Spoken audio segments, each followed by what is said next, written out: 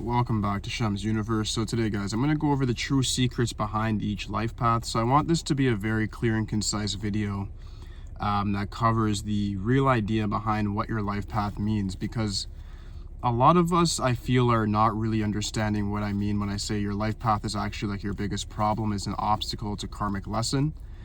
So you have to really look at it from a perspective of, yes, I do have skills that are associated with my life path, but my life path gives me these skills through experience. Meaning, for the most part, your life path is like your own personal matrix that sort of forces you to be a certain way in order to adapt to its sort of algorithm. So each life path, from karmic debts to master numbers to regular single digit numbers, have their very own set of rules that you have to sort of follow in order to be successful with them. The thing is that even when we first learn numerology, we actually figure out what those rules are quite quickly, but nonetheless, we actually don't really follow them in the way in which that we actually should. And that's a major problem that I find that people do. So today I just want to go over each individual life path and actually tell you guys, here's what the rules are for that life path.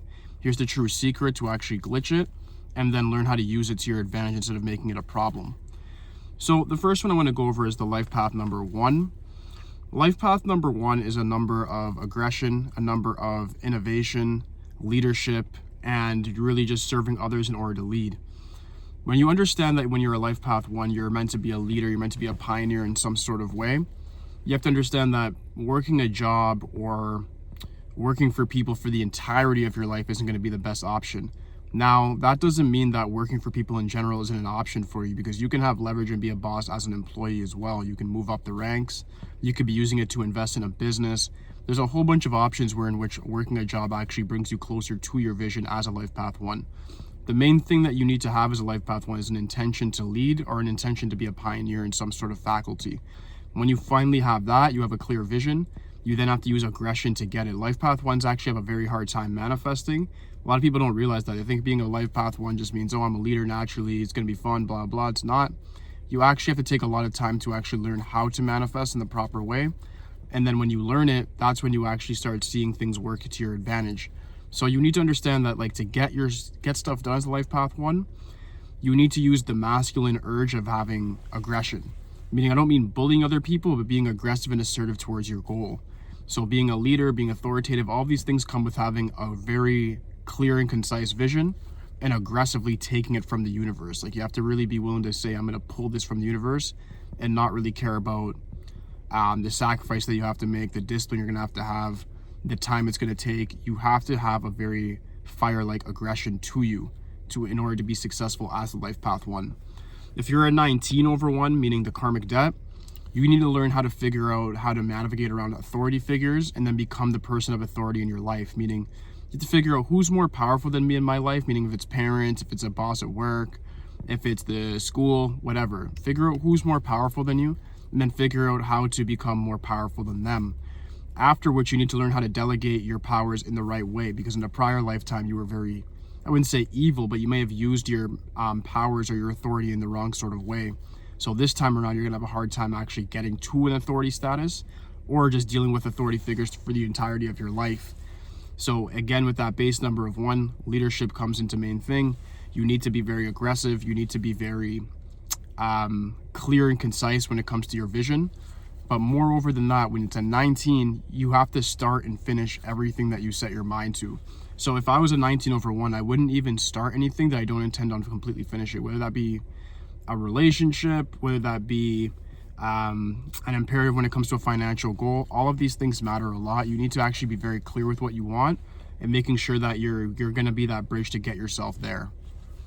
The next one is life path 2. Life path 2 is quite the opposite of life path 1. When you're life path 2, a lot of things are going to come into mind, like cooperation, diplomacy, being patient.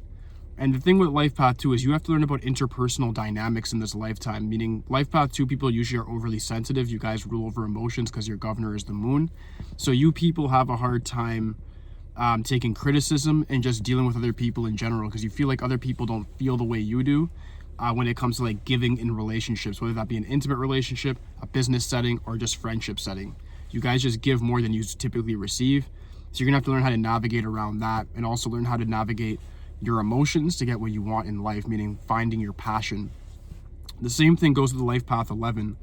The only way to actually activate the 11 and not just be in the base energy of the emotional number 2 is to actually say, using the 2 ones, meaning my aggression, turning that into logic, and then having that logic intertwine with your passion. So that sounds like a bit of a complicated formula, but to simplify, it's like this. If you're a life path 11 and you want to make a difference in your community, let's say you want to get into politics, you got to find a topic surrounding politics that you want to find like a political reform in, meaning like you want to make a change to the educational system or the healthcare system or what have you. And then you got to be studying that with logic and then be able to campaign with it and give real ideas that people can actually resonate with, right? So that's the thing, is the 11's charisma and charm and all these things come about when you actually apply knowledge and logic with your emotions. Once you have that, your life path is sort of meant for you to just do the rest. But the key behind the 11 and the number 2 is really emotional control and directing that towards a very important imperative. Next one is life path 3. Life path 3 individuals are interesting just because you guys are the most creative life path by far. You guys also have the ability to be the most social people, the people that can get along with a lot of different sets of cultures or values or what have you. So you're able to adapt to people quite well. Like life path 3 people typically like being around others. There are life path 3s, however, that do have social anxiety or have a hard time expressing themselves, and that's part of your life path for sure. The problem and the glitch to your life path is that you have to figure out how to use your natural skill sets and get recognition for it. Meaning life path 3s always have some sort of skill, meaning in your personal matrix, you've been given a skill from when you're a child, which makes you guys considered the luckiest life path, because every other life path has to sort of figure out and hunt and say, hey, what am I good at? What can I do very well? The 3 automatically has something they're very, very good at, whether it be basketball, whether it be writing, whether it be rapping, whether it be singing, whether it be sculpting, whether it be poetry. There's something that you guys are very good at. Usually it's creative or in the Academy of Sports, but you guys are usually good at something that is performance based, that would be done in front of a crowd, or at least you can bring in front of a crowd. The advantage of being in the age of Aquarius, this technological age, is that even if you're not doing something that necessarily is stage bound, you can just go on YouTube like what I'm doing and still use your life path 3 energy to become famous. All the most famous people, for the most part, have 3 either as a birth or life path number anyways. So the thing is that even if let's say you're just good at mechanics and you're a local mechanic, you can still go on YouTube and then teach people how to replace a battery, replace a tire. All of these things can still come to mind, and you can use that to your advantage. Meaning, once you know that you naturally can become famous just because people will either find you funny, witty, charming, or charismatic, you can then use that to your advantage and just put yourself out there on the right sort of platform and automatically get famous just through putting forth sheer effort. You have to understand, guys, that your life path wants you to win. So once you actually learn its lessons, this sort of energy of the matrix that you're in is going to push you towards that. So once you're actually doing what is in line with your life path, you'll automatically start seeing things come together very well for you. Next one is life path 4. Life path 4 is a harder life path to have by far. I say life path 4, life path 8, and master numbers are the hardest life paths to have very easily. When you have the number 4, it means that you have to work very hard. We all know from now, just based off other numerologists, that it's like the secret wealth number. Cool. But the difference with the 4 is that you have to actually figure out what's worth striving for, and why do you doubt yourself? Why do you put yourself in a situation where you're just working for people your whole life? You have to get beyond your fear of security and stability and then get into the area of where you could take a risk based off of your own competence. Meaning you have to put yourself in a situation where either you do an entrepreneurial endeavor or you do a job that actually necessitates a high degree of skill, but it's a high degree of risk that other people don't want to do. The thing with the 4 is that you guys are very competent and detail oriented, so whatever you actually put your mind to and put right effort into, you'll get a lot of success. What a lot of people don't realize, I guess a secret behind the life path 4, is that its energy, it's the North Node of the moon, Rahu. When we look at it from a Chaldean numerological perspective, it actually gives you the ability to become very, very famous as well, just like the 3, in a very peculiar way. Meaning once you actually work quite hard, you'll find that a lot of these 4s, they might not be the best at what they do when it comes to, like, if you look at like a Diddy or a Jay-Z, like these guys were iconic in the rap industry, but they weren't really considered to be the best like musicians or anything. They just were really good business people. They're able to network and do the right things when it comes to marketing themselves, right? And then finding other people that actually did have the skill set to then push them. So the 4 is really about finding competence. You need to figure out where are you competent, and that's how you're going to find stability, because the 4 is obsessed with stability. Usually you guys are the black sheep within your family. There's something where in which you're always worried about, how am I going to get the food on the table? If you're able to more so concern yourself with what am I competent at, go extremely hard at that and have confidence in it, you'll then manifest a life that you want and find stability through yourself. The secret with the 4 is that you need to find stability within your own inner skill set and not find stability with other people. Like meaning like, oh, if I'm around these people, I feel safer. Or if I have this job, I feel safer. You need to feel safe based off of your own competency in every single facet or aspect, of your life. Life path 13 is a very much a different life path to have. It's a karmic debt. The 13 means that you have to work very hard, but you're usually meant to be a leader and use your voice in order to achieve success. A lot of people don't realize that. Look at a guy like Donald Trump, for instance. 13. So you have to be using these things to your advantage, meaning you have 1 and 3 there. That's dynamic. That means you have leadership abilities. You have the ability from a child to probably be very charismatic or performance-based to some sort of capacity. And then you have to use the 4 energies to then bridge it and work very hard to attain your goal. The next one is the 22 over 4. 22 means that you have to take a lot of action. You have a lot of emotional energy through the number 2. That's a master number. You manifest when, again, just like with the 11, when you find out what actually charges you emotionally. There's not every number needs to have an emotional charge, and I'm going to get to that in a future life path. You're going to understand it completely, and it's going to surprise you guys which life path I say doesn't need passion. But you need to find for a 22 passion, and then you use that passion to then use it as fuel to work hard. 22s as still minimizing to 4. 4s usually have a very hard childhood. Something traumatic typically happens. They have irregular heartbeats. There's always something that's sort of going on with the 4 that makes their life a little bit irregular, right? So what you want to do is use your trauma, use the negativity to actually fuel you to become the best version of yourself.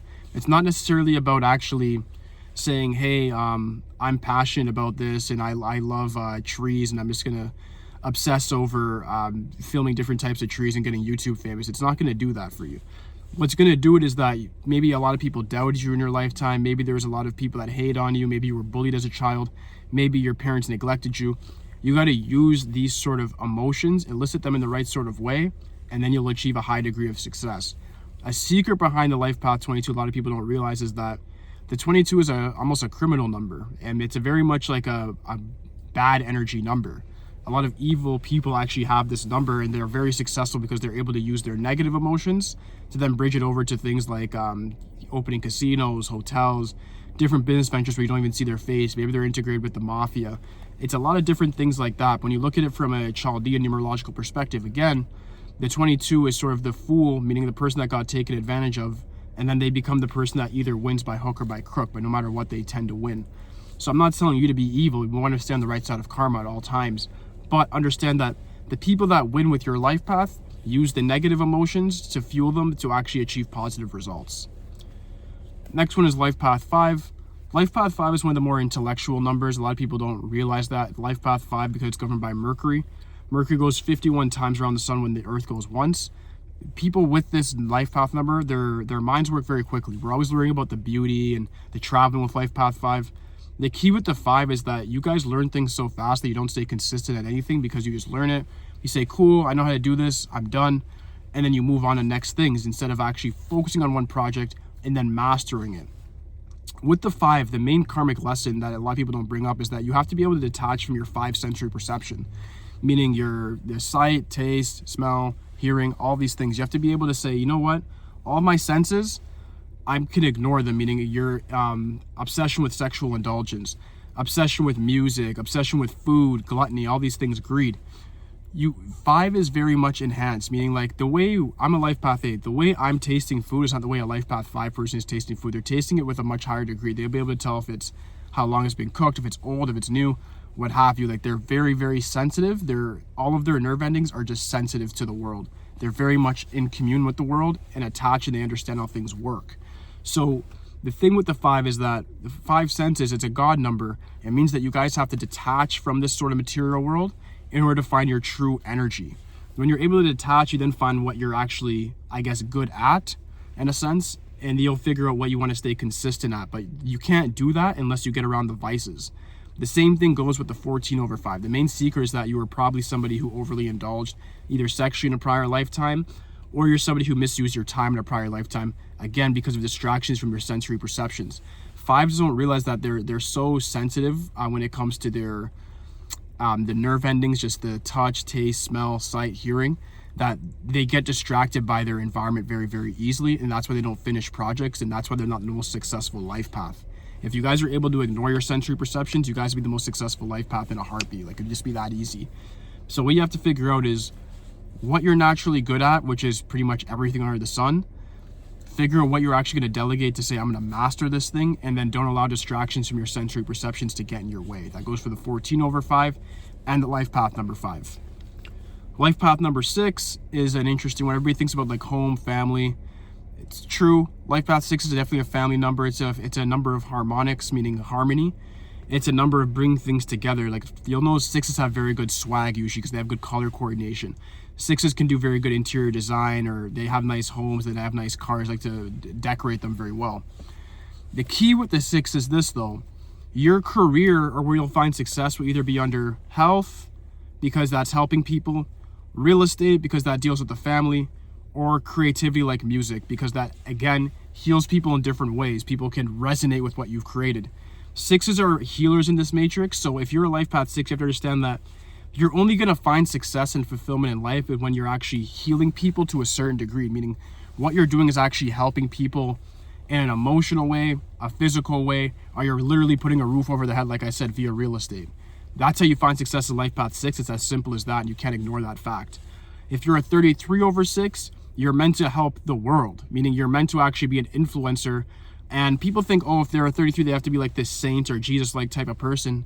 Not necessarily. A 33 can be evil or good, because we look at that because we're in a dual sort of dimension. We look at things in binary perspective of good, bad, up, down, dark, light, blah, blah, but that's all an illusion. It just is what it is, right? So when you have a 33, you're just meant to be influential.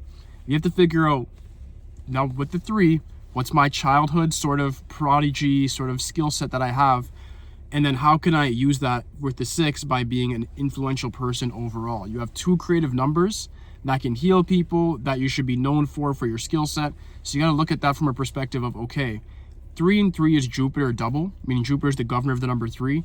Jupiter is a planet of expansion, growth, and wisdom. The number 6 is a number that's governed by Venus, which is a number of beauty. So you have to look at it from a perspective of, okay, what was I good at from a child? What am I creative at? What do people always tell me that like I should be doing this for a career?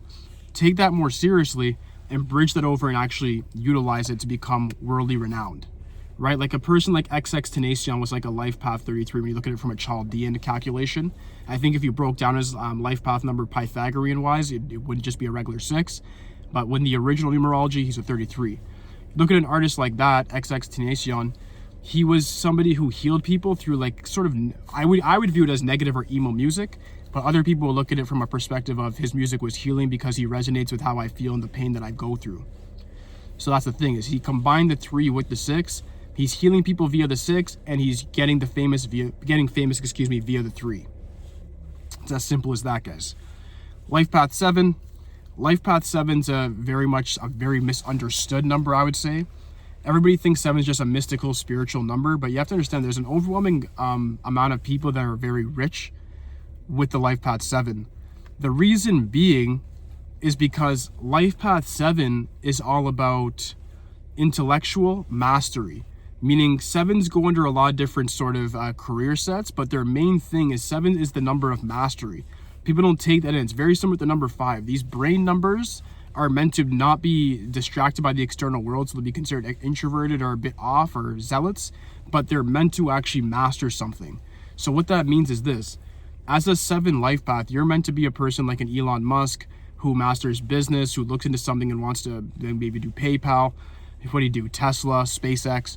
All these things are things that he sort of has a very innovative mind and then put himself there. He's also a 1 birth number, so that makes him a pioneering spirit in things that he does.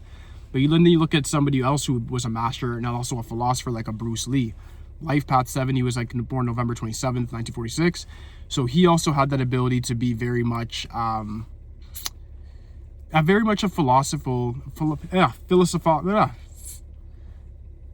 never mind. He was able to be somebody who was able to look at martial arts from a perspective of looking at it from a philosophical standpoint, and then also somebody who was able to use it in a hands-on way, meaning he mastered martial arts first physically and then mastered it in his mind in a sense of making it a lifestyle. 7 people, what you have to do is like whatever you do for a career, it needs to be not just your bread and butter, but like who you are as a person. It has to be an extension of who you are. So when the intellectualism turns into something that's just part of you, you then manifest a lot of riches through that. There's an overwhelming amount of 7s that end up doing things like this. An off-putting one that people wouldn't even guess is like a Wolf of Wall Street, Jordan Belfort, LifePath 7. He was able to do that via learning how to sell. People would view it like, oh, he's just a scammer. It's still not even that easy to scam. Like I said, if we don't look at things from good and evil, he was somebody who was able to actually do things from a perspective of, hey, I'm good at talking to people. I'm good at understanding what people want and facilitating that. So he was able to go to different firms and actually be the best salesperson and then start his own business as a subsequent of him being just a good communicator in general. So even the idea of 7 just being introverted or socially awkward is not true. What you have to figure out is, what am I naturally good at? Or not even what am I naturally good at. It's more of a 3 paradigm. It's more of a, what do I actually want to take the time to master? Some 7s care about money. Some 7s care about just philosophy. Some 7s care about science. Some 7s care about politics. So that's the thing, is you have to figure out what is it that you're exactly going to care about, and then put your intellectual property, your researching ability to then become the best in that field. Number 8, I'm sure a lot of people are waiting for this one. LifePath 8 is definitely one where in which, if you're an 8, you have to look at it from a sense of, you're here to learn about money, status, all these things in spirituality.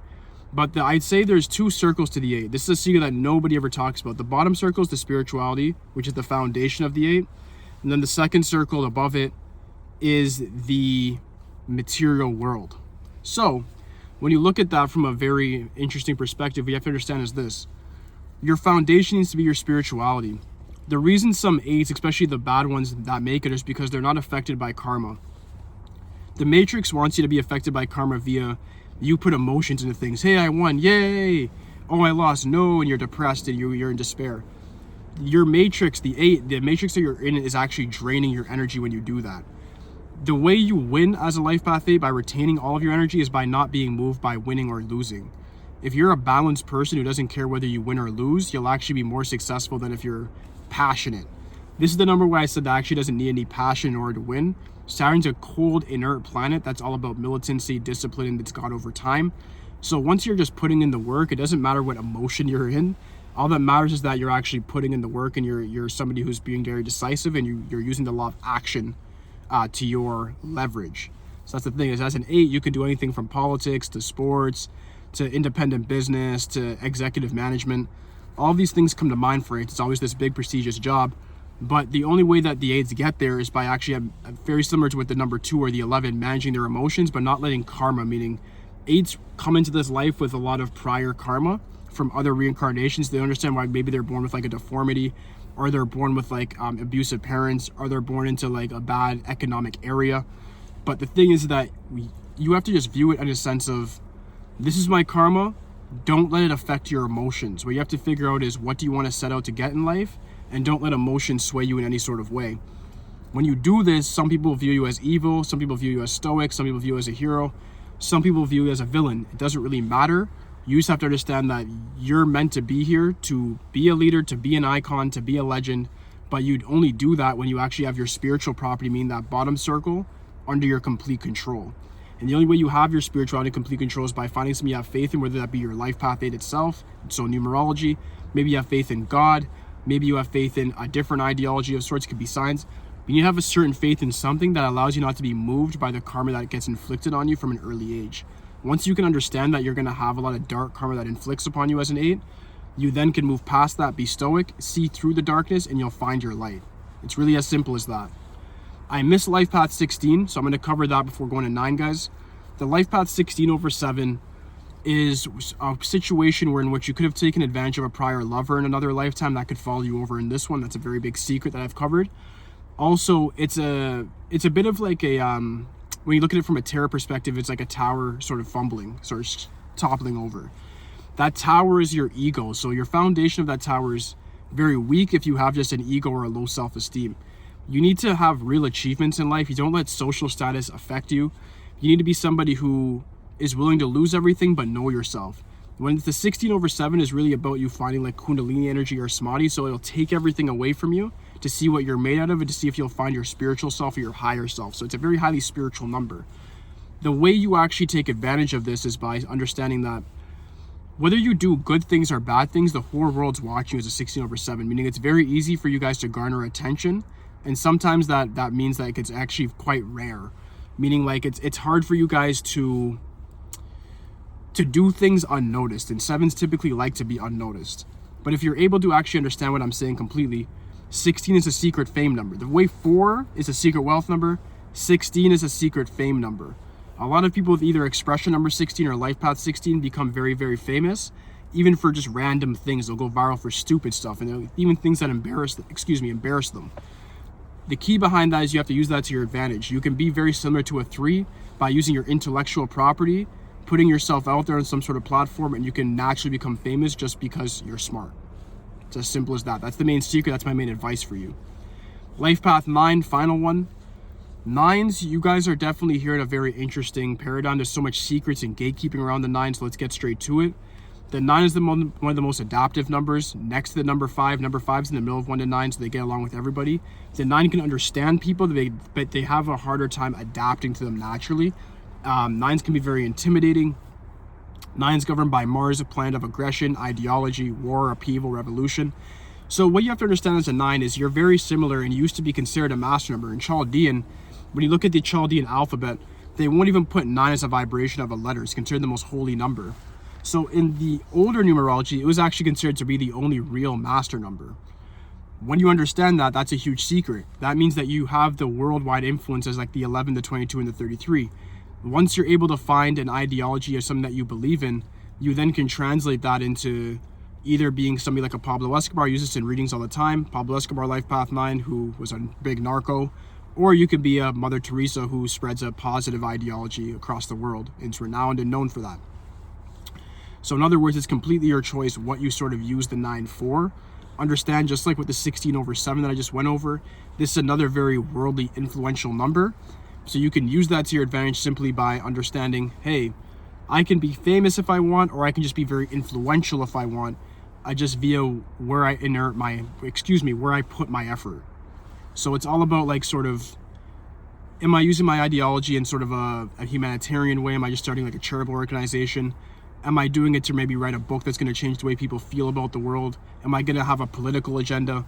These things all matter. So when you figure out as a 9, where is my energy going to go, you'll find that the more you put energy into something is the more it expands and the more people you'll develop like a following. 9's definitely a leader, a hidden command number. The 1 leads from the front, meaning they're like the alpha. I'd say the 9's like a Sigma sort of archetype. It leads from behind. It's not always noticed, but it's always influencing what's around it.